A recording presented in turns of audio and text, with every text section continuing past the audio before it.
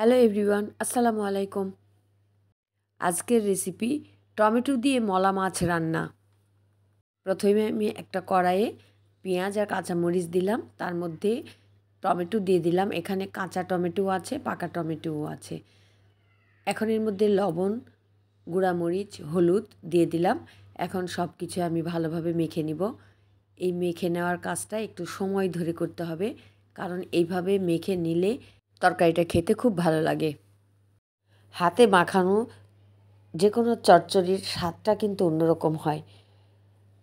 হাতে মাখাইতে মাখাইতে এই টমেটো থেকে পানি বের হয়ে যাবে, মানে এই টমেটো, কাঁচামরিচ, পেঁয়াজ এগুলো মনে হবে যে অর্ধেকটা রান্না হয়ে গেছে বা সিদ্ধ হয়ে গেছে, এরকম হবে।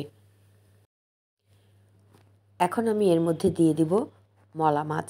এই মাছ আমি আগে থেকে কেটে ধুয়ে পরিষ্কার করে নিয়েছি।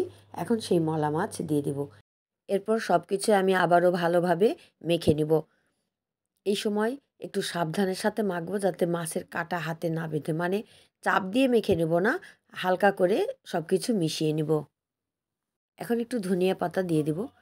ধনিয়া পাতা শেষ হয়ে গেছে, অল্প ছিল, সেটাই দিয়ে দিলাম। আজকের তরকারিটা রান্না করব সরিষার তেল দিয়ে। এখন সব কিছু আবারও আমি ভালোভাবে মেখে নেব। এই মলা মাছের তরকারিটা এভাবে রান্না করলে খেতে কিন্তু খুবই ভালো লাগে।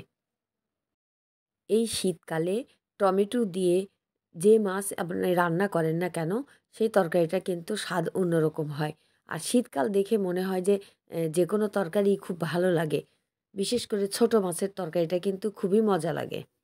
তরকারিতে আমি পানি দিয়ে দিলাম, এখন আমি চুলায় বসিয়ে দিব।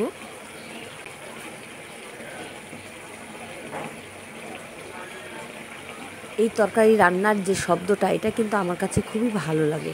একদম শুকনা হবে, আরেকটু হবে। এই সময় আমরা লবণ ঝাল চেক করে দেখতে পারি, যদি কিছু লাগে তাহলে দিয়ে দিতে পারি। টমেটো দিয়ে মলা মাছের চচ্চড়ি রান্না হয়ে গেছে। যদি এই রেসিপিটা কারো ভালো লেগে থাকে তাহলে আপনারা কমেন্ট করে জানাতে পারেন। বন্ধুরা, গরম গরম ভাতের সাথে এই যে টমেটো দিয়ে মলা মাছের চচ্চড়ি খেতে সেই রকম স্বাদ।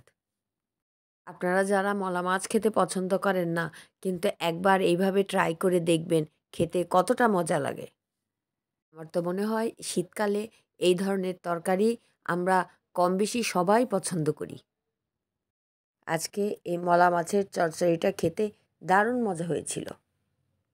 বিশেষ করে আমার হাজবেন্ডের তো খুবই পছন্দ হয়েছে। সবাই ভালো থাকবেন, সুস্থ থাকবেন। আবারও হাজির হব যে কোনো একটা রেসিপি নিয়ে। আল্লাহ হাফেজ।